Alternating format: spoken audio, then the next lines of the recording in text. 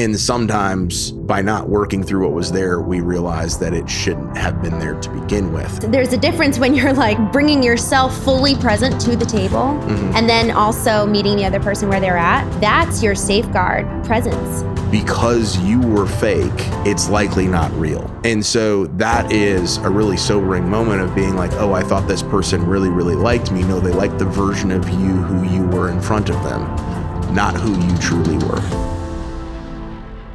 Welcome to the Knowing Podcast. My name's Christene Marie. Each interview, each guest that comes here on the podcast is conducted Stephen King style, which means that I get to know them right along with you. There's no preset agenda. There's actually no real introduction of each guest. And the reason for this is that we withhold judgment. We withhold any kind of bias so that not only do we get to know them and remain curious about their story and what they have to offer us, but also we remain curious about ourselves. And by way of this podcast, we come to know not only our businesses, not only our relationships, but ultimately we come to know ourselves. Enjoy. Adam McChesney, thank you so much for joining us on the Knowing Podcast. Thank you for having me. Good to see you again. It's good to see you. So we met 2 years ago. Two years and some change in Costa Rica. Yes. Yeah. How's it been for you since then? My gosh, you posted something on Facebook the other day that I'd love if you could kind of touch on, because I think a lot has changed in the 2-year time frame. So in me asking that question, why don't you share a little bit about who you are and then what's changed? Yeah. Adam McChesney here in St. Louis, Missouri. Yeah. And so born and raised here, lived here my entire life, married to my wife, Delaney.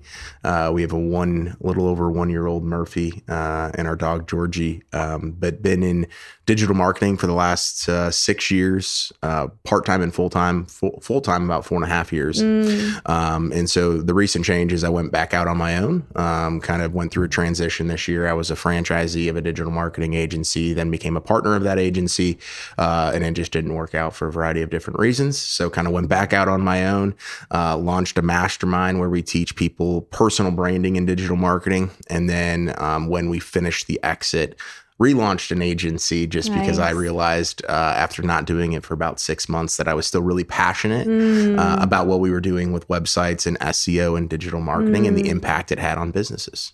Why are you passionate about that? So I come from a family of entrepreneurs. My grandparents own a bakery. My other grandparents were architects. My dad still is a lawyer, but had his own personal injury firm. And so firsthand kind of seeing that. And I don't think it truly had an impact on me until I got into digital marketing in 2018. But I came from corporate America selling medical devices. And so I was chasing the freedom and the money. And then I had all of that and I realized what am I actually doing this for? Because when I was selling a piece of medical equipment, I wasn't necessarily getting to see how it impacted the person's life. Now I heard about those things, but I was really helping durable medical equipment companies, sleep labs, and hospitals make a bunch of money as well. Yes. And so when I started doing everything on the side, I was basically doing it as a hobby, if you will. So I built 200 websites before I actually went full time. Wow. And I was building websites, ranking them, and then the leads were coming to me. And I was basically going and calling a local business owner and being like, hey, I have a lead for appliance repair or roofing or whatever it is. And so I was selling the lead to them or renting it out. And the first website I ever built was an appliance repair website here in St. Louis. And it started ranking in a month. And the calls were coming to me. And I was then sending him to a guy who was struggling at the time in his business. And he's still a client now 6 years later. Wow. And so it's funny, but it kind of hit me in that moment of this is a skill set that can help people. But I actually really like the impact of me talking to this business owner and him being like, wow, this has forever changed my business. Wow, I love that. Was there any point you as a child where you watched your parents or grandparents, anyone close to you who was an entrepreneur, move through that transformation from a struggling business to a successful one? So my dad was a partner at a very large firm here in St. Louis, and he went from a smaller kind of, I would say, family-owned firm to literally one of the biggest firms that had been recruiting him for a couple of years. And he was promised a lot of stuff, and he made some really like life-changing money for us. But it wasn't what he thought it was going to be. And so that was from when I was in, I think like 4th or 5th grade up until 8th grade. And so he and one of his other partners at the firm decided to go out on their own because my dad won this massive case, and they said, hey, if basically like you generate the lead for this case, you're going to get paid X. Well, it ended up being a massive payout, and he got paid like a fraction of what he was promised. And he was like, all right, I didn't have it in writing. So he learned a lot of lessons that I had to learn the hard way this year as well. But he ended up going out on his own. And so he basically did a bunch of stuff, and the business was thriving for a little bit, kind of had its ups and downs. And he exited that business a couple of years ago because he was just taking a toll.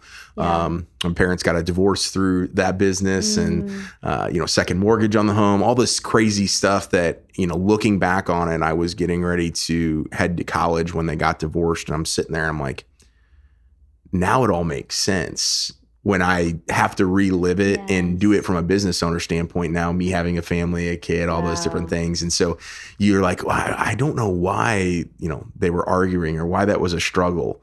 And now it's like, oh, that's why. Now you get it. Yeah. Wow. Okay. So there's a lot there that is gold in terms of, honestly, the goal for this podcast is really that the listeners can hear specifically from you and every guest on here and walk away with questions, prompts, something thoughtful that's going to give them a pause and kind of force them to reckon with an angle of truth, either something on the outside that they've never contended with or something internal.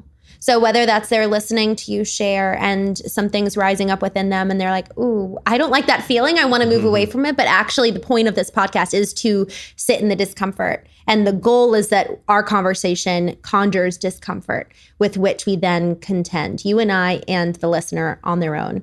So with all that said, the lessons that you learned from the business perspective this year, I'd like to get into that. But first, I'd really like to, what you said about you kind of walking in your parents' shoes. Man, now we have the empathy for our parents. When we are 35, 40, and we're like, wait, I feel so young. I have so much to learn. That's how old they were when I was 9, and they were making these big decisions that impacted me so greatly. Now, all of a sudden, we just feel this swell of empathy for our parents. So can you share a little bit more about that from your experience this last year? What did you learn on the personal and the professional side? Yeah, so it's actually funny. So when I kind of decided that I wanted to get out of the partnership, it was literally on February 1st. And I thought it was going to be a smooth transition. I thought everybody was going to be cooperative, but it wasn't always the case. Yeah. But I interviewed my dad on my podcast like a week later. And so he and I started having more conversations. We've never had the greatest relationship, but over the last couple of years, it's been rocky, and it's really rocky right now. But he did help me through the transition of exiting as my lawyer, because he's also a lawyer, which is helpful. But I had him on my podcast earlier this year, and he was kind of helping me relive the moments of some of the mistakes that he made. And so it was one of the only time I've ever cried on a podcast, having my dad on there. But he was going through and he was like, Adam, there would be times where I was because he was also my soccer coach for my club soccer team. And he would be like, hey, there was, games where whether it was I was coaching or I wasn't coaching, where I would literally like be there and I'd look up and I'd be like, well, what's the score? Wow. Because it was that he was just so disconnected. And it hit me then that I've had, a lot of those moments as well where, you're there, but you're not fully present. And so I think one of the things that I've kind of told myself over and over again is when I got started in 2018 as just a hobby with digital marketing, I was in a hotel room in Kansas City, Missouri, when I bought the digital marketing course because I was sick and tired of traveling all of the time and basically just chasing the next dollar and the next sale. And I told myself, the reason why I want to eventually have a business of my own and be able to go full time with it is because I wanted to do better for my family, right? I wanted to, at the time, I had just proposed to Delaney. I knew we were going to eventually have kids. And I said, hey, if I'm traveling all the time and doing this because somebody else is telling me to and it's not my choice, I don't know if I'll ever be happy, right? And so, but I did that. And then when I went full time in 2020, the last 4 years, I've just been in build mode and saying like, hey, I'm doing this for the family, right? I think entrepreneurs tell themselves, myself included, the lie that we're doing it for them, when in reality, sometimes they just want us present. Sometimes they just want us to be around. Sometimes they want us to, because we have the freedom and flexibility to take the day off or not work on the weekends, right? Or after hours. And so in our mind, I don't think we're doing the wrong thing out of spite. We're doing what we believe we need to do in order to take care of our family and take care of our business and take care of our clients. And so my dad kind of helped me take a step back during that podcast of being like, he was chasing everything, right? When you're a lawyer, and especially when you're having your own, firm and you get a massive lead in, he goes, it could be 10 o'clock, somebody's injured.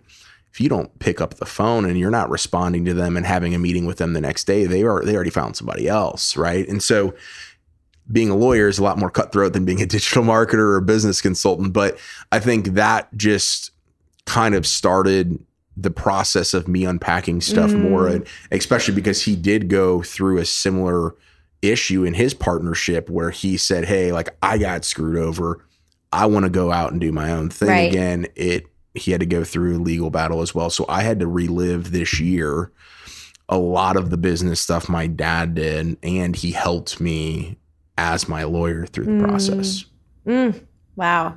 What was it bonding for you and your dad to go through that? Or was that almost like, man, you're looking in the mirror to your past and maybe aspects you hadn't reconciled with yet? It was everything. Yeah. So unfortunately right now, like we are not on great terms for things outside of kind of what went down during that. But I think it was a reminder again, right, where it's very hard to combine business and personal. Yes. Whether that's a business partnership with family members, or you hire a family member, or you're working together just as family members. One of your family members is an employee. I think the same thing goes with people that are friends before they're business partners or anything else as well. So I think I had to I think it was a bonding period at times, and I think we uncovered a bunch of stuff, but it also kind of brought to fruition like some things that I didn't necessarily recognize about our relationship and about how I was hoping for things to get better through this period. Yes. And it did in certain instances and then didn't in many others. Yeah. Yeah. Do you... When it comes to those relationships, working relationships, yet they have a familial or even just like friendship tied to it, what would you say is the best safeguard to have in place for those who do either want to move into a business professional relationship with a friend, family member, or maybe they already have one existing and it's hard already?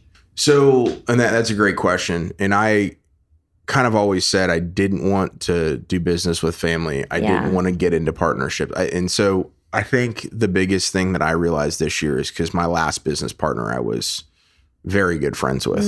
I mean, we would start to travel together. Obviously we would do a lot of different stuff together. And we would talk like literally every single day. And so I think when you become business partners, right, and you have those different things, you have to put aside the friendship side of it.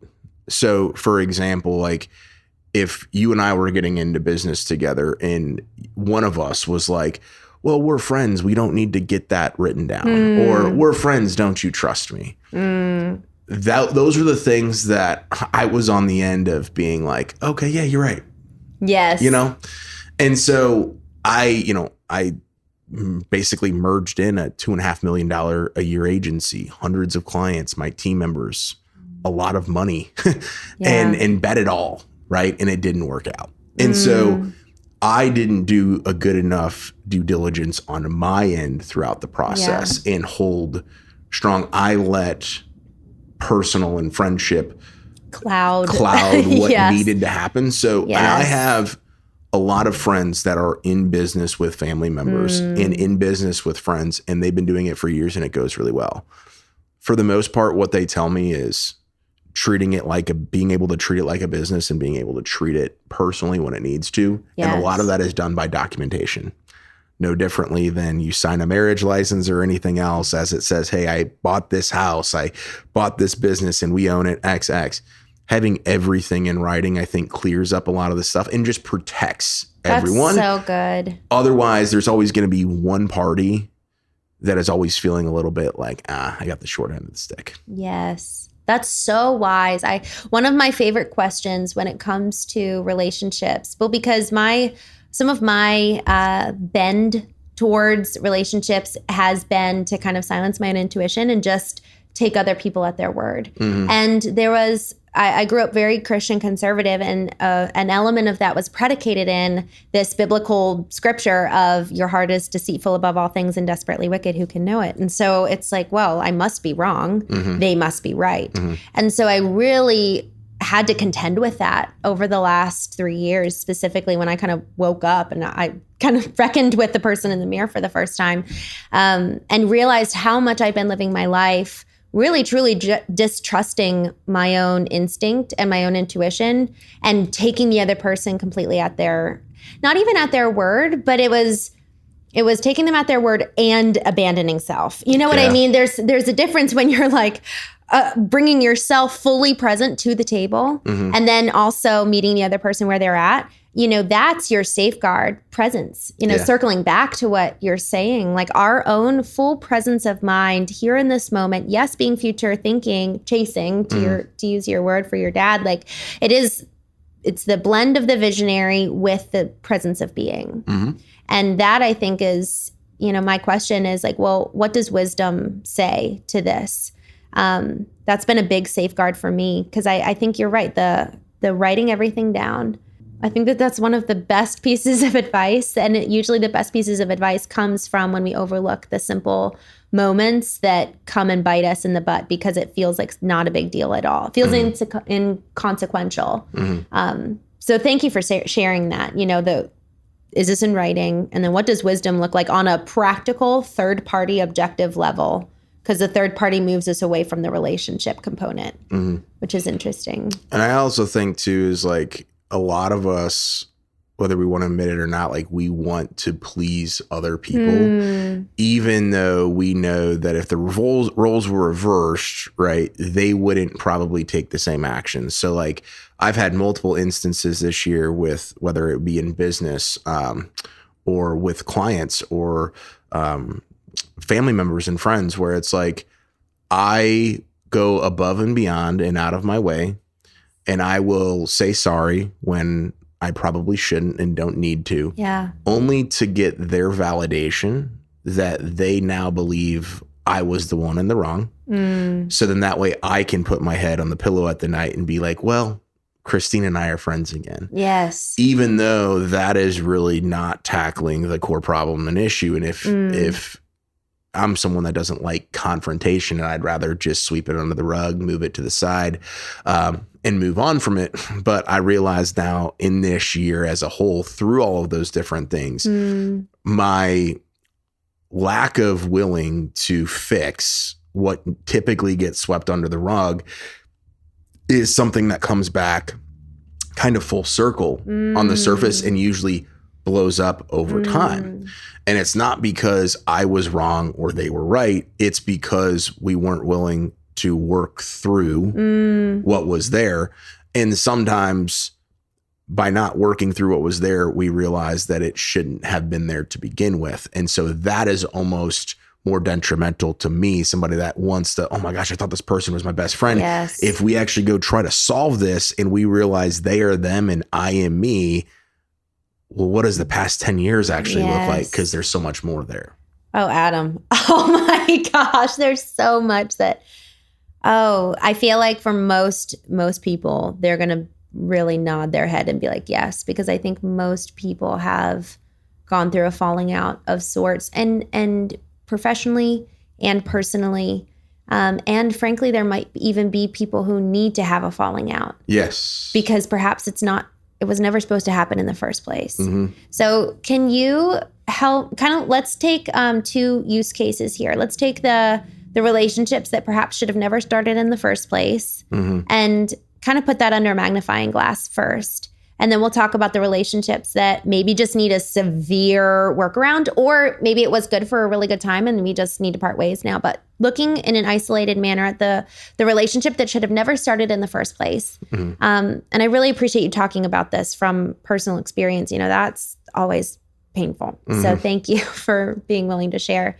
With a relationship that should never have started in the first place, what are things that maybe you could have asked yourself? What are mindsets that would have protected you? Did you need more community and you were kind of working solo during the time? What would have helped you to see that? I think, again, it kind of goes back to the people pleasing aspect of like wanting validation from other people or recognition or something in that realm. Yeah. I think looking back on certain relationships where I'm like, that should have never happened, whether it was a client, whether it was a business partner, or even a friend. It usually is revealed in when I'm the one that recognizes it in showing up inauthentic. So me being someone I'm not, to get that validation or recognition or for them to like me. So if I, like, before we were in here, you're like, you and Joey are completely different, right? Like, you guys are opposites. Yes, we are completely different. If I were to act like Joey, yes, thinking that if I were to act like Joey to get his friendship, I've been a chameleon in rooms to get around people that I thought would like me for that version of me. And when you show up because you're someone you're not, and whether that's being inauthentic or saying different things that you would typically not say, because you were fake, it's likely not real. And so that is a really sobering moment of being like, oh, I thought this person really, really liked me. No, they liked the version of you who you were in front of them, not who you truly were. I could not agree more. How can we identify because I would imagine that most people don't intentionally go in with the intention of I'm going to change who I am. It's perhaps more of a morphing, and it's almost like the slow evolving to mirror the other person. Maybe only takes 5 minutes, maybe an hour, maybe 2 minutes or 2 seconds, because it's now our DNA, because we've been doing it for so long. We mastered this people pleasing and chameleon type of behavior.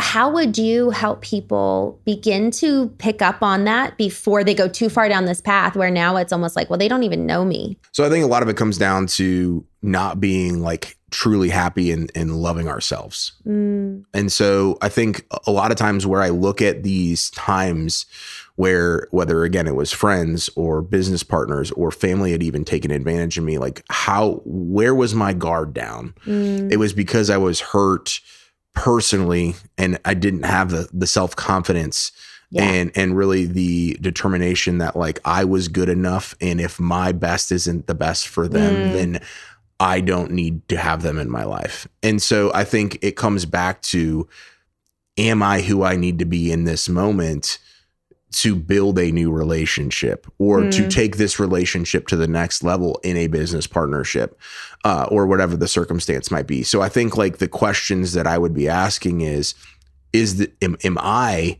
the best version of myself, or am I in a state where I can actually be what they need from me and I need to be for them. Mm-hmm. And so often, usually that's not the case, where we're hurt and somebody says, hey, Adam, be my friend. Adam, come here and do this with me. We're like, yes, I'm hurt from something else. Come into my life and I'll come into yours. Yes. And that's where, it's like the rebound effect, right? That's where so many things go wrong when we let our guard down. And then the wrong people, and it may not even be that they're doing anything harmful. It's just they're taking advantage of the situation. We are also taking advantage of the situation too. And that's one thing that I don't think, like, I've had to say with all these different instances that have happened over just this year alone, I've had to say, and I've worked through this with coaches and myself, is what is the repeated pattern? Yes. So what good. role do I play in this? Right. Because the only common thing between all these me. things is me. And I think it goes back to a lot of what we're talking about, where I've let people in at certain times when I was hurt or when I was looking for something that I didn't have personally with myself and thought I could get it from other people. Do you think we could even consider, like, am I proud of who I am with this person? Mm-hmm. You know? Is that who I want to be? Yeah. And then do you have the ideal in your mind of who you want to be and kind of what does health really look like for you in action that then you can measure it against in these moments? Yeah, I do. And I think, like, it goes back to kind of being that inauthentic person where I was wanting stuff for so long because other people wanted it for me. Because when I What's an example of that? Well, so when I first went full-time into business back in 2020, like, my goal was just to make enough money to get out of medical device sales. In 2021, that's when I became a franchisee of the partnership I ended up becoming a partner in. And at the time, I was so new and evergreen to business. I grew really quickly. We went from 30 clients to 100 clients in 6 months. Basically went from 150,000 in revenue in 2020 to 750 in 2021, and then 1.75 million in 2022. And I was only chasing because other people were like, Adam, like, yes. you Look need at your potential. You need to be $1 million agency. Yes. And like, this is what people in your shoes would do. And so this time, for the first year ever, was like, I had to decide, what do I actually want? And I realized for the previous 4 years, I was just chasing the next accolade, chasing the next client, chasing the next tier in business. Whereas right now we have so many leads coming in and we're turning away so many different people. And we're like, we're only taking on X number of clients because I now know my worth. I now know if you're going to be a good client or not. I was taking on clients no differently than I would be like, hey, I have so many friends. I have so many clients. And then you're like, oh, but these clients are all the wrong clients, but they're willing to pay me because they want to do business with me. And so I think it just kind of goes back to, like, my vision was blurred on what I thought I wanted, because what I thought I wanted was what other people wanted for me, not what I wanted for myself. So good. Okay. So how do you determine your vision then? If it's not external, how do you come back? I use this term vertical alignment. Mm-hmm. So much of my life, I lived horizontally aligned, looking to the right and to the left, effectively with my compass navigating east and west rather than navigating north. And so how did you and how do you in a day-to-day practice come back to vertical alignment? How did you do it kind of the first time? Like shedding off the personas and the expectations and desires others had for you. How did you go about shedding that off and then determining what actually was your true north? So in terms of shedding it off, like, I just woke up literally one day and I was just like, I can't do this anymore. And I got to that point because of relationships outside of the business that had been broken or ruined due to who I was being in the business, and realize this isn't who Adam is. This is not his core values. These are not his alignments. This is not what I set out to do. Yes. And so the initial shedding was just finally like putting and drawing a line in the sand when nobody, even myself, didn't think that I would do that. Like, everyone was shocked. People were like, this is absolutely crazy. And it was the first time that in business, I truly do believe that I just stood up for myself and for my family. And so the shedding began there. But I had to go back to that moment in 2018 when I was sitting in that hotel room and saying, why did I do this? So in my mind, literally in 2018, I was sitting there, I bought that digital marketing course, and I was wanting freedom. The freedom to work when I want to, where I want to, with who I want to, and how I want to. None of that had to do with money. And so when Murphy was born last year, that's when kind of things started. He was born in September of 2023, and all of Q4 essentially I took off for the first time in a long time. I took off the business owner, like that is the first and biggest priority, and put on the father and the husband for like 3 straight months. And it opened up my vision and my reality of being like, okay, if things don't change quickly, you have to make this pivot and move, which it took a month for me to realize that, hey, I can't do this any longer. Yeah. Going back and finding that was like going back to that moment of that freedom. Yeah.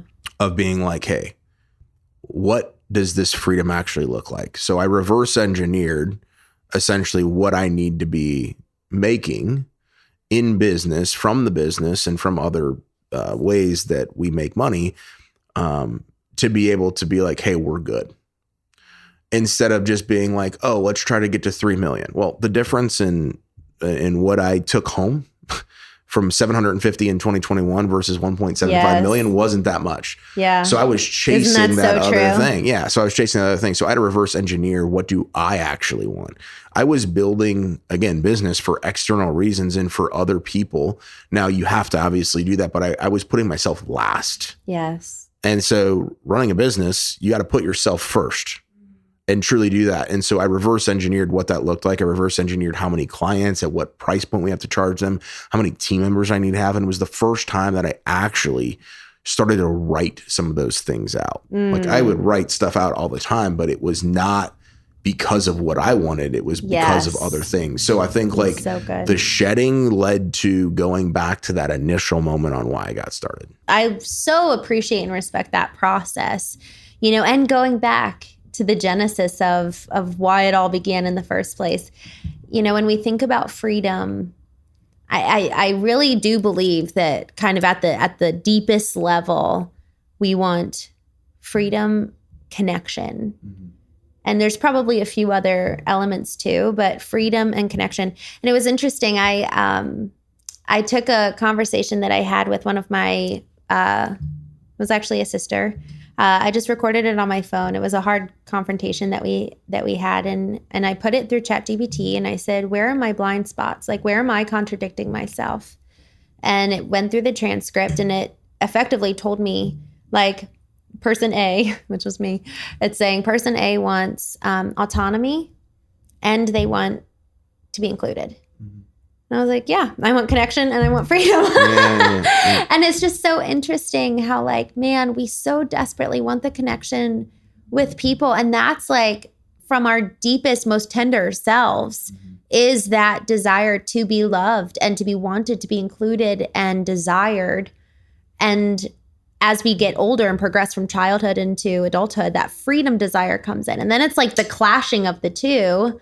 And it's like, how do we allow for both to coexist? Someone on the podcast the other day, they mentioned the definition of a real adult is the ability to hold duality. And I was like, ooh, I love that. I've never thought of that. But juxtaposition has been one of my hardest lessons to learn, to allow for both to coexist. And I really love, like, what does freedom look like for you? And you said 4 things. You said freedom for like how, when, where, And with who? And with who? I love that one. And with who? That's huge, because I think that lends to the connection piece. Yeah. It's freedom, perhaps serving connection. Perhaps connection is the higher goal. We are made for relationship, and freedom is actually the facilitator of that. And it protects it so that your connection isn't with the wrong people, that then lends to other relationships that are higher priority breaking. And so what I wonder is, in you kind of doing that assessment of your life and seeing, man, this relationship here is hurting this relationship here. So then it's, okay, how do we almost define the KPIs, right, for what health looks like? So key performance indicators.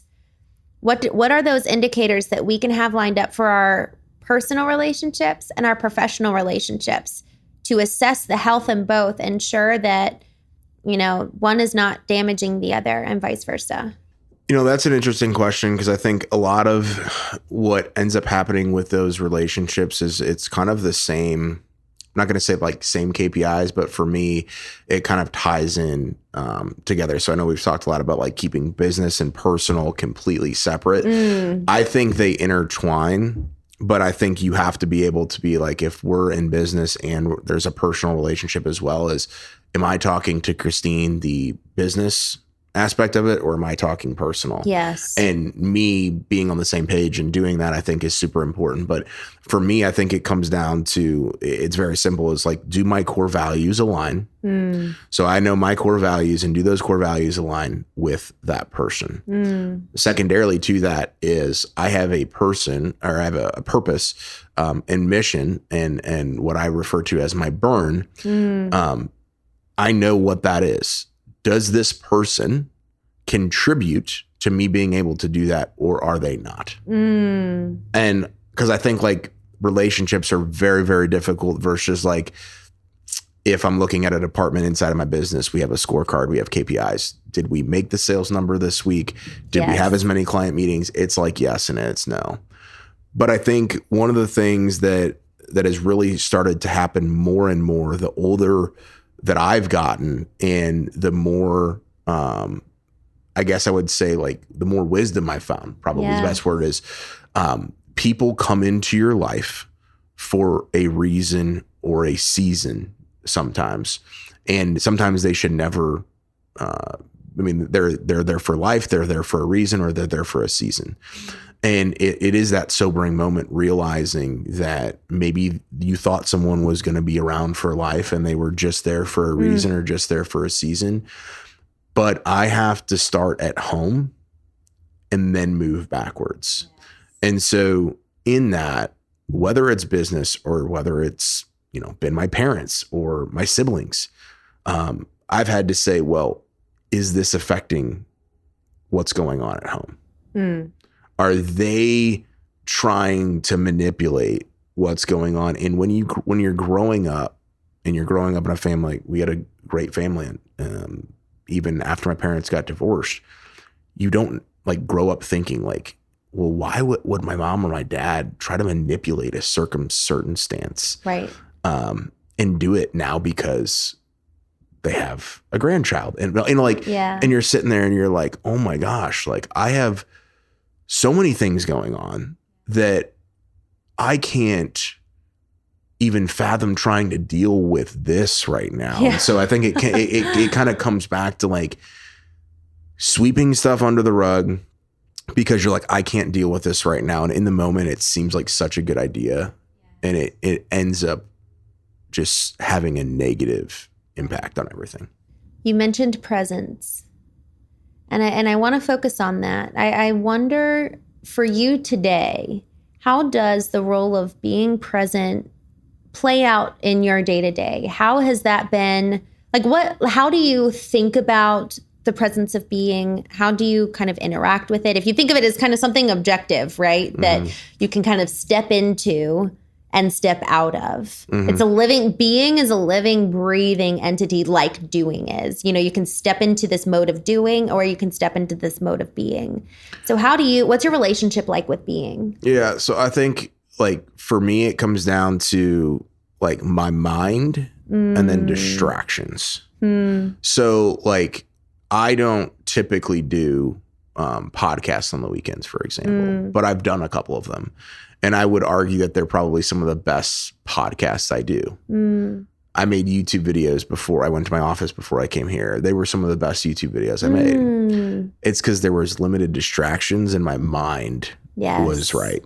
Because I got to wake up today and not have to worry about dealing with clients or employees or other stuff. Like I'm doing this and then I'm going home. And I can feel that. I can feel how present you are. Yeah. And so I think those two things are what so many people struggle with. And what I've had to struggle with as well is like, my phone blows up no differently than I'm sure yours does, as most business owners, nonstop, whether it's text messages, phone calls, emails, social media notifications. So bad. And we live in this world, and it's something that I've had to move myself away from. Is when I was growing and growing and growing, I was always chasing the next client. Yes. So if somebody's tagging me on Facebook and saying, Adam's the digital marketer to work with or whatever, which happens all of the time, I would be like, oh my gosh, it doesn't matter the time of day. I have to get back to them. Client reaches out at X. I was not setting boundaries for myself. So like little simple and tiny things is, having my phone on do not disturb and making sure that like, even if I'm on a Zoom call, phone is going to be over here, because even if it's on do not disturb, it can still pop up as a notification. Yes. And then all of a sudden your mind is wandering, right? Yes. And so I think a lot of it comes down to being able to be in the moment because of your mind and limiting and making sure there's no distractions. There's nothing, very rarely, that is so important. The more and more I uncover this, that can't be handled at a later point. But as someone who wants to do more and do more, part of my struggle has been like trying to build my calendar or build my life where there's times for me to actually handle that. If you are someone like myself at times that has back to back meetings, well, then it's going to end up being at night or super early in the morning. And so then you start to build this unhealthy relationship. It's not that you can't be in the moment or that you don't have distractions or you do have distractions. You're not giving yourself the ability to be and not be distracted. I love that. And it really is the boundary side. So you said setting your phone on do not disturb, moving your phone away from you during a Zoom meeting. What about in the evenings? Do you have any kind of boundaries on your phone early in the morning, late at night? So I've done, depending on the time of the year, like different patterns where I try to not use my phone after 6 o'clock. So I'll put it like on my desk at home.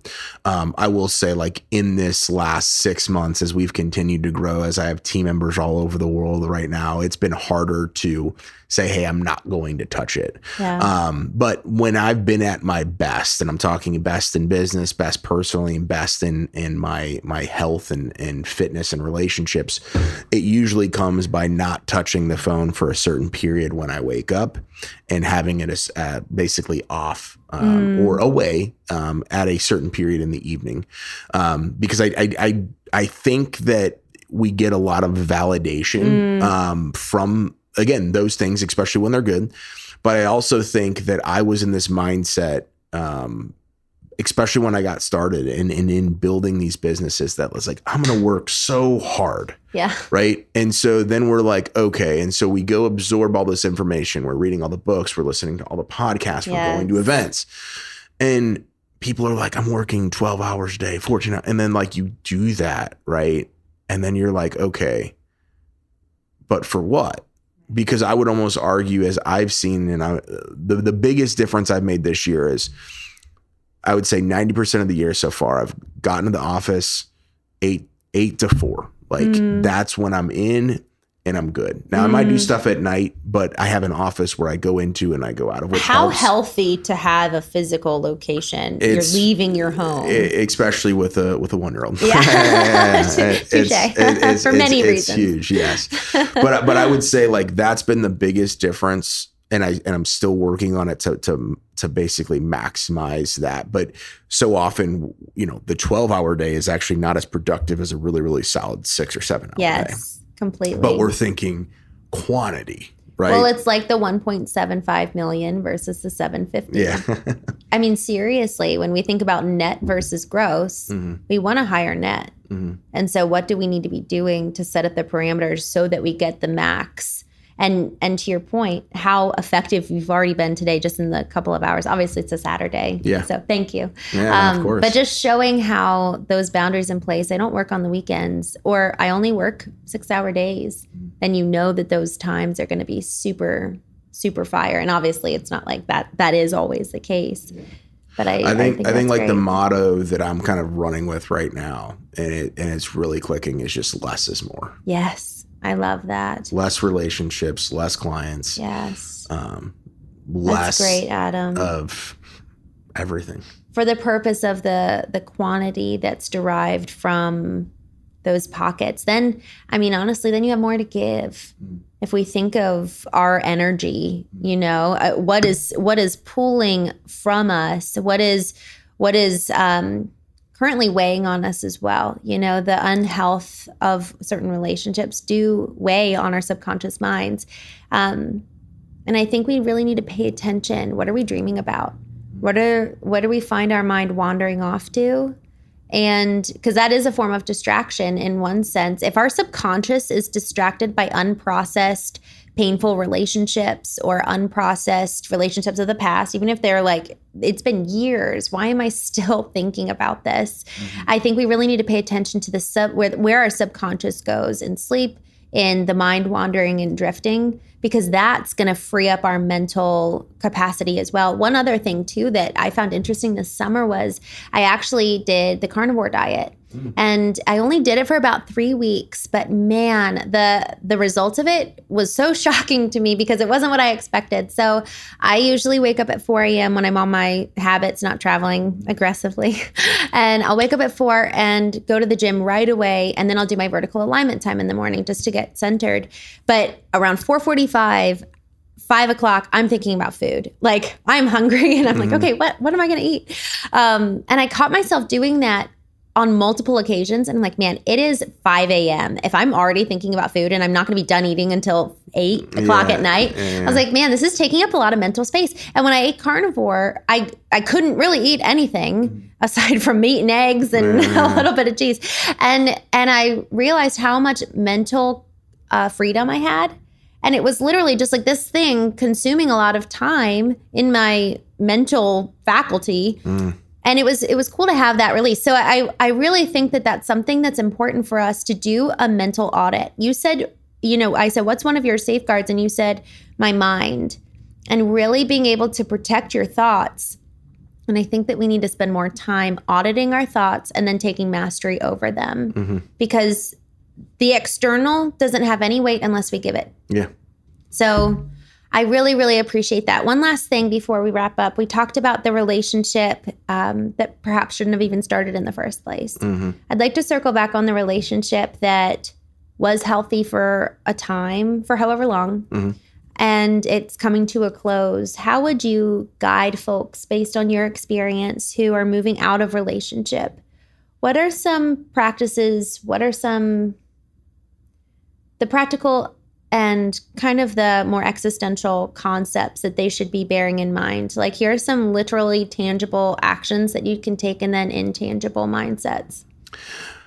So I think on the core of all those things is you have to realize that you are 100% not the same person that you were when the relationship started, especially if it's been a longer period of time, and neither are they. That is so wise. And from there is, who were they and who were you when things started, and who are you now and who are they now? Oof, that's so good, Adam. Some of the things that, like, I've had friends that have struggled through divorce and other family things that have changed who they are. Yes. And I've continued to show up and be there and go out of my way to do that, but they're not able. It's kind of like what I was talking about earlier is if I go into a situation, whether it's a new relationship or an existing one, and I'm looking for something and needing something differently from someone, but I can't appreciate it or accept it, it's going to negatively impact the relationship. And so I would say is take a look at those two things. you may not be the person for them anymore, and they may not be the person for you anymore, one or the other, or potentially both. And so instead of trying to fight it and try to, again, sweep it under the rug, there's working through it, also realizing that it may just not be right now. Like, you can always come back to it. A little bit harder to obviously do that, but it also might be is you're not giving yourself the ability to be open for somebody else. That's so wise. So we've, had this kind of this revelation, as well as like we're starting to meet new people as we get involved again in church. And I've joined kind of like a business networking and travel club of a lot of the people that are just on the same wavelength that I'm at in the similar stages of life. They have young children, they have another, all those different things. But I've been so, over the last couple of years, with my guard down of like, I don't have enough capacity. Right. Well, was it really that I don't have enough capacity, or is just the capacity that I have right now is being weighed down by all the wrong relationships? So it almost invites people to say, like, who am I missing out on? Because I'm still so worried about all of these other things. That's so good. Adam, thank you. That's so wise. Look at who you were and who you are today. Look at who they were and who they are today. We really have to know ourselves. We have to know who we are in order to do that audit, because if we're not willing to look in the mirror, we're going to not be able to see the past clearly, much less so the present. So thank you for your time. I so appreciate it, especially on a Saturday. Yeah, thank you for having me. It was wonderful. Thank you for tuning in to this week's episode on the Knowing Podcast. Here's the thing. While you and I can pursue therapy, we can pursue masterminds, network opportunities, there's a lot of external opportunities for us to further engage and propel our journey of knowing self, knowing our relationships, and knowing our business. But what I hope for you is that beyond all the external, that you take the questions asked during this conversation, any revelations that you garnered through listening, that you take it and you actually apply it and go inward, that you take time this next week to do some self-reflection, to get to know yourself through your own efforts, because you are worthy of knowing. I'll see you next week.